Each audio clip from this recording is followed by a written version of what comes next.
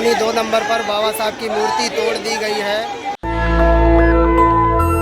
जो लोग आपके विचारों से नहीं लड़ पाते वो बाबा साहब की मूर्तियों को तोड़कर जातिवाद का नंगा नाच का प्रदर्शन करते हैं। सोचिए, इस देश में पिछले कई सालों से ऐसा ही कुछ चल रहा है। कुछ दिन पहले बाबा साहब की जयंती पर मूर्ति पर माला, विचारों पर ताला लगाने का राजनेताओं ने खूब प्रयास किया। राजनीतिक कुर्सी को बचाए रखने के लिए बाबा साहब को किस तरीके से बड़ा चढ़ाकर प्रदर्शित करने का नाटक कर रहे थे, जबकि असल में बाबा साहब की सम्मान को किस तरीके से तार तार करते हैं, ये आज हम आपको बताएंगे। सो स्क्रीन पर ये जो आप तस्वीरें देख रहे हैं, ये तस्वीरें हैं उत्तर प्रदेश के गाजियाबाद के लोनी बॉर्डर की, और इंदिरापुरी पर बाबा साहब की एक प्रतिमा है। प्रतिमा को लेकर बवाल हुआ, प्रदर्शनकारियों ने जमकर प्रदर्शन भी किया। लेकिन सोचिए किस तरीके से जगह जगह बाबा साहब की मूर्तियां तोड़ी जा रही हैं। बाबा साहब के विचारों से जो लोग नहीं लड़ पाते हैं वो मूर्तियों पर अपनी जातीय कुंठा को निकाल कर दिखाते हैं कि हम जातिवादी हैं। लेकिन इस देश में किस तरीके से पिछले 11 सालों में बाबा साहब का जितना जमकर विरोध किया गया है,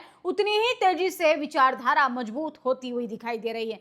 चाहे ग्वालियर हाई कोर्ट की बात करें, वहां पर बाबा साहब की मूर्ति का विरोध करने वाले कुछ मनुवादी विचारधारा के लोगों ने बहुत कोशिश की, लेकिन बाबा साहब के विचारों को नहीं रोक पाए। ऐसा ही कुछ हो रहा है दिल्ली के नजदीक उत्तर प्रदेश के लोनी गाजियाबाद के बॉर्डर पर। सोचिए, बाबा साहब की मूर्ति को लेकर किस तरीके से घमासान मचा हुआ है। प्रदर्शनकारी प्रदर्शन भी कर रहे हैं, और लेकिन सवाल ये खड़ा होता है कि बाबा साहब की मूर्ति से आखिर किन लोगों को दिक्कत है, किन लोगों को ये परेशानी है कि बाबा साहब की मूर्तियों को तोड़ा जाए। क्या उन्हें संविधान पसंद नहीं? क्या इस देश में उनको लोकतंत्र पसंद नहीं? क्या समानता पसंद नहीं? क्या इस देश में वो नहीं चाहते हैं कि एसटी, एससी, ओबीसी को, जो आज भी आज़ादी के 78 साल बाद हाशिए पर खड़े हैं, उनको अधिकार मिले?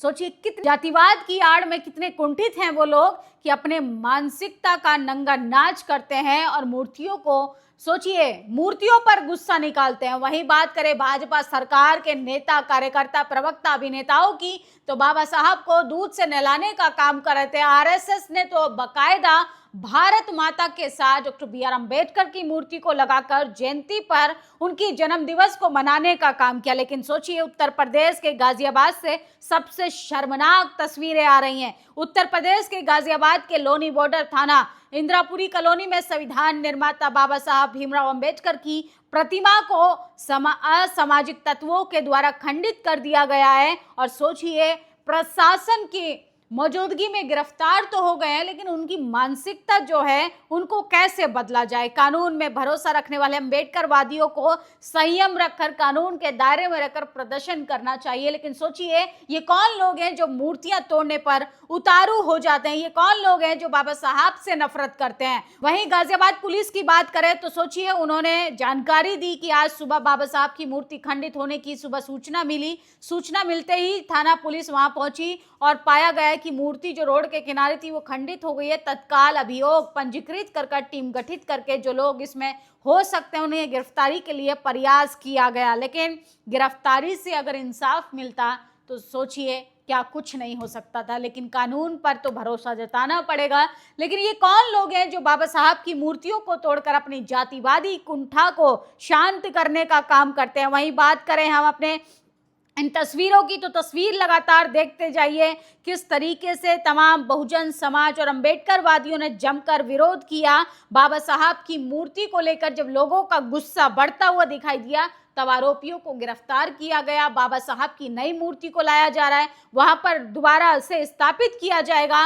और सोचिए, पुलिस ने 10 से 12 मोटरसाइकिलों को जब्त भी कर लिया है और मूर्ति तोड़ने वाले अपराधियों को फिलहाल पुलिस हिरासत में ले लिया गया है। ये तस्वीरें हैं उस भारत की जहां पर संविधान का राज है, जहां पर लोकतंत्र अभी भी स्थापित है, लेकिन जातिवाद जो है वो इतना खतरनाक होता है कि वो मूर्तियों से भी नफरत करता है। इंसानों से कितनी नफरत करता होगा, इसका आप अंदाजा लगाइए। और सोचिए, गुजरात, मोदी जी के गृह जिला गुजरात से जनता जो है महंगाई, बेरोजगारी से परेशान होकर अब गुजरात छोड़कर भागने के लिए मजबूर हो गई है, क्योंकि मोदी जी ने वादा किया था अच्छे दिनों का। तो अच्छे दिनों की बैंड बजाते मोदी मोदी जी राष्ट्र को संबोधित कर रहे थे कल, क्योंकि उन्हें महिलाओं की चिंता है कि फिलहाल के तौर पर 5 राज्यों के चुनाव सर पर थे, जिसमें से 2 राज्य के चुनाव अभी होने बाकी हैं। इसलिए देश के प्रधानमंत्री को महिला सम्मान की चिंता हो रही है। लेकिन ये चिंता जो है वो मणिपुर में आपको नहीं दिखाई देगी।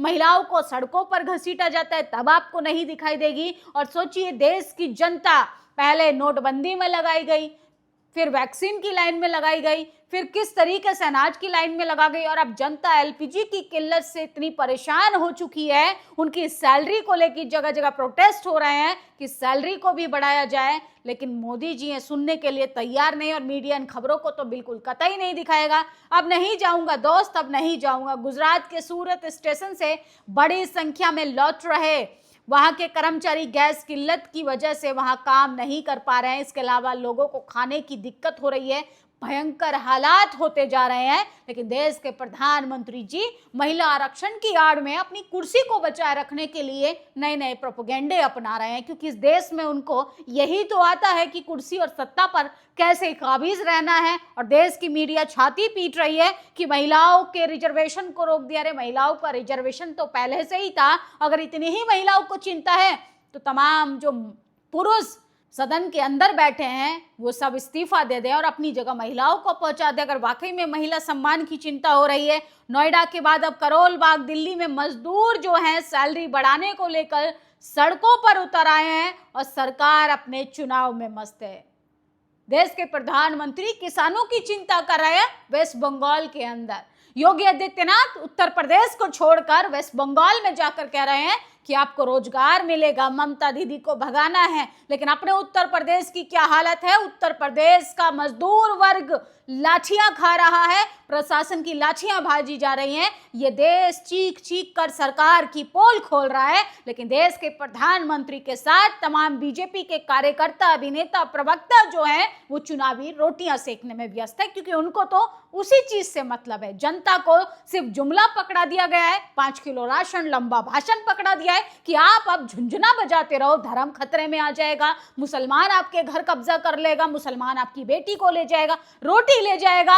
अब सोचिए किस हद तक चीजें बिगड़ती जा रही हैं कि उत्तर प्रदेश के साथ साथ गुजरात से भी मजदूर वर्ग जो है वो पलायन करने के लिए अब वहां से नौकरी छोड़कर जा रहा है, क्योंकि पेट पालना बहुत मुश्किल हो गया है। देश की राजधानी में जमकर विरोध होता रहता है, आए दिन जंतर मंतर पर तमाम लोग तकलीफें लेकर आते हैं। लेकिन मजाल है कोई उनकी तकलीफों को सुन ले, क्योंकि तकलीफें अगर सुन ली जाएंगी तो बीजेपी ने जो धर्म की अफीम चटाई है लोगों को, वो भी कहीं ना कहीं फ्लॉप हो जाएगा। जैसे महिला रिजर्वेशन की आड़ में परिसीमन कराने वाले थे, अब परिसीमन की आड़ में अपनी कुर्सी को बचाने वाले थे। अब ये जनता समझ चुकी है, अब इनका खेल ज्यादा दिन नहीं चलने वाला है। लेकिन सोचिए, यूपी के गाजियाबाद में लोनी बॉर्डर पर इंदिरापुरी कॉलोनी के पास जो है बाबा साहब की मूर्तियों को कैसे खंडित किया जा रहा है। ये वही लोग हैं जो एक तरफ तो मंचों से बड़ी बड़ी बातें करते हैं, बाबा साहब की बात करेंगे, बाबा साहब के संविधान की बात करेंगे, संविधान को माथे पे लगाने की बात करेंगे।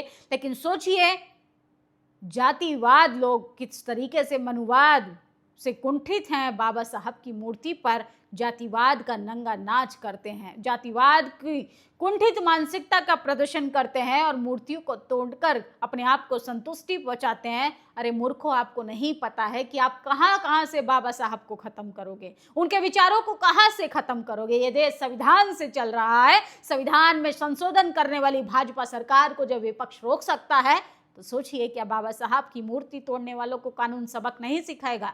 इसलिए कानून को मत तोड़िए, कानून के निर्माता का मजाक मत बनाइए, संविधान निर्माता का मजाक मत बनाइए। आस्था, सम्मान सबका बराबर है, इसलिए बाबा साहब का भी सम्मान करना सीखिए। अपने घर की बहन बेटियों से पूछिए, आज जो सम्मान से जिंदगी जी पा रही हैं वो बाबा साहब की वजह से। बाबा साहब ना होते तो आज कहीं ना कहीं मजदूर वर्ग जो है वो सम्मान से जी ना पाता। देश का प्रधानमंत्री के पद पर एक चाय वाला बनकर प्रधानमंत्री न बन पाता। ये ताकत जो है संविधान की ताकत है। लेकिन बाबा साहब की मूर्तियों को तोड़कर क्या साबित करना चाहते हैं वो लोग जो मूर्तियों पर गुस्सा जाहिर करते हैं, जो संविधान को गाली देने का काम करते हैं, जो आरक्षण को गाली देने का काम करते हैं। कई बार खुद से सवाल पूछना चाहिए नागरिक के तौर पर कि हम कैसे समाज को बनाना चाहते हैं, कैसे विकसित भारत बनाना चाहते हैं, क्या कैसे हम विश्व गुरु बनेंगे बाबा साहब की मूर्ति को तोड़कर। अरे बाबा साहब की मूर्ति पर गुस्सा जाहिर करने से अच्छा है कि संविधान को एक बार पढ़ा जाए, बाबा साहब के द्वारा लिखी हुई किताबों को एक बार पढ़ा जाए,